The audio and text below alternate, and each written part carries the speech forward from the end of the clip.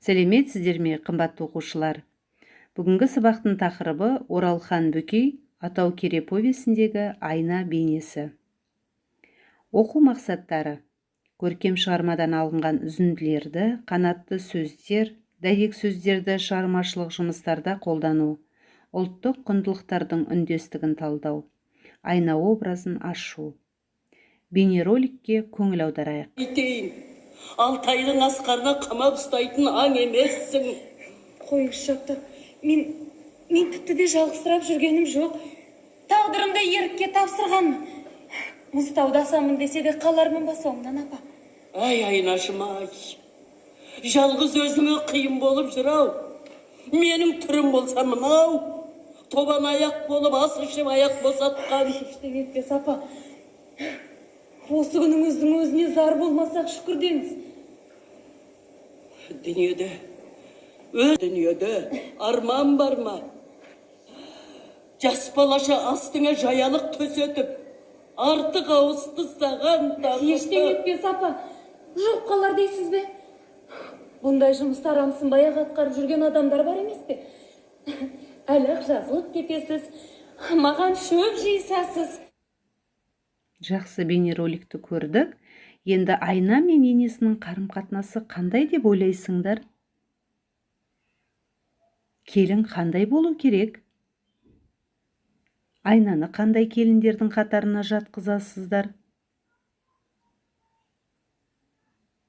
Қазіргі уақытта айна сияқты келіндер бар ма? Осы проблемалық сұрақтарға өз ойларыңмен толық жауап беруге тырысыңдар, балалар.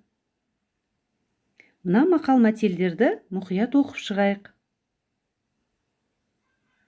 Келіні жақсы үйдің керегесі алтын, келіннің сөзі кетпендей, баланың сөзі батпандай.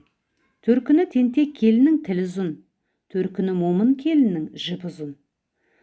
Ұрысқақ болса ұлың жау, керіскек болса келін жау. Енді осы мақалдардың ішінен айна бейнесін ашатындай өсиетті сөздерді табыңдар. Дұрыс таптыңдар. Келіні жақсы үйдің керегесі алтын. Айна жақсы келіндердің қатарындағы образ. Осы мақалды пайдалана отырып, айнаға қысқаша мінездеме жазыңдар. Енді мына өлең шумақтарына көңіл аударайық. Ғабиден Қожахметтің «Қазағымның ардақты келіндері» бір шумақ өлеңі.